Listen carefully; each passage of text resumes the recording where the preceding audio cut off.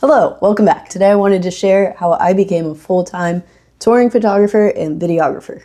So let's rewind all the way back to 2016. It was my 16th birthday and I had just unwrapped a brand new camera. It was a Nikon D3400. Like many 16-year-olds, used it a couple times, put it in the back of my closet, and forgot about it for the next 4 years.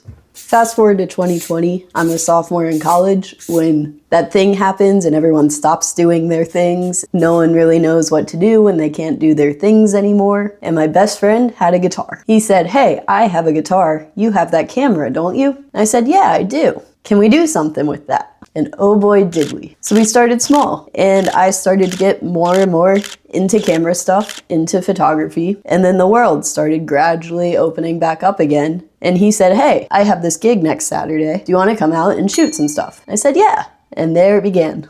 So this friend with the guitar started playing all these local shows and I would come out and I would shoot them. And it was awesome. It was such a cool community to be a part of and I fell in love with it. And then I put two and two together and I said, "Hey, you guys are bands. I like bands. Is there any way to do what I'm doing with the bands that I like?" And so I turned to the most reliable thing in the world, Facebook.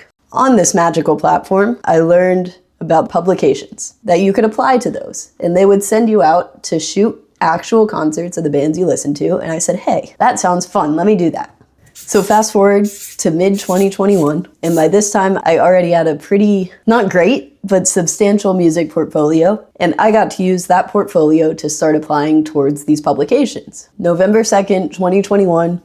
My first ever concert. A Day to Remember, Asking Alexandria, and Point North. Awesome. I show up to this 4,000 cap venue in the middle of the city with not a clue what I'm supposed to be doing. Where's the box office? Where do I go? What do I do? Who do I talk to? I just remember walking into that barricade, being so nervous. It turns out from shooting in all of these college bars and shooting these bands on corner stages with no lighting, 4,000 cap venues were a piece of cake. The lights came on the first band, and I was like, what the heck even is this? What do you mean I can see? And what do you mean I have all of this space to move around? Like, I was so out of my element in the best way possible, and that show was awesome. Looking back on the photos, they aren't the best, but I don't hate them. So still buzzing from that first show experience, I got in my car after, and I said to myself, how can I do this all the time? I went home and I did as much research as I could. I watched as many videos with this same title. So through this publication, I booked every single show I could, and I was determined to just shoot as much as possible. If you know anything about publications, 99% of them, including the ones I was working for, you're working for free. So I was asking myself constantly, how can I get the most out of this? And the two ways I did that was by one, building as much of a portfolio as I can, as strong and solid as I can. And number two, networking. Now this was the big one. I was going to all of these free shoots with the goal in mind to meet as many people as I possibly could. This is everyone from other photographers in the pit. I became friends with the security guards, any venue people I could talk to. I was introducing myself, I was swapping information, I was following up after shows, can't wait to see what you got, and I was putting my name out there. I was able to build up a group of essentially new friends. It was awesome. New friends who were into what I was into, new friends I could bounce ideas off of, new friends I could reach out for advice or for help when I was stuck on something. Fast forward to 2022, I had just graduated college. I was determined to never use that degree. I knew what I wanted to do, and I was gonna do whatever I could to make that happen. So through these publications, I had met a friend who had just booked his first tour, and he posted about it on his story, and I slid up and I said, "Hey, congratulations, I can't wait to see what you do." And that was it. And he said, "Thank you, I'm super excited. By the way, I have this other friend, James, and he's looking for someone to tour with this band he knows." So James Kaufman, absolutely incredible photographer. He lives out in Dallas, but I hit him up and I said, "Hey, so-and-so sent me your stuff. I heard you're looking for someone to tour." He had known this band that lives in Phoenix forever, and they had just booked their second ever tour. So James sent me all the details, and I said, "Yeah, that sounds great. I'd absolutely love to do that." He said, "Cool, let me put you in touch with the band."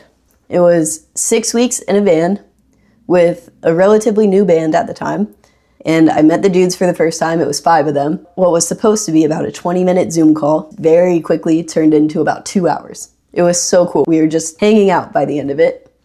And about a month later, I flew out to Phoenix. I met these dudes in person, and I got in their van, and we toured together for 6 weeks. And it was the coolest 6 weeks of my life. So I took the leap, and my first tour ever was with 5 dudes I had never met who lived on the other side of the country in a van, freezing cold, middle of November, December, and it was the coolest thing ever.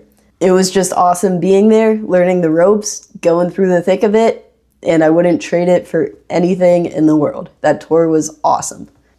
So like a year and a half after that first tour, I was sitting down and I was talking to James, and he was like, do you want to know why I put you in touch with the band instead of all these people who reached out to me? He said it was because you were the first person to say, yes, let's do it. That's been kind of my mindset throughout all this, just being the person who's there, the one who's available, just riding the highs and lows and taking everything as it is, taking it in strides, sleeping in a van and absolutely loving it. So if I had any advice for somebody who's looking to book their first tour, my 2 big things would be to network as much as you can, meet as many people as you can. You never know who's going to give you that first opportunity. You never know who's going to put their faith in you. And the second thing would to just be shoot as much as possible. If a band is playing your local dive bar, reach out. Hey, can I bring my camera? Won't be the most fancy thing in the world, but that's how you meet people. That's how you build a portfolio. That's how you do the thing. There's a lot of trial and error. It's a lot of ups and downs. My biggest takeaway is to just be the person who's willing to ride the wave. Be the person who's willing to put themselves out there.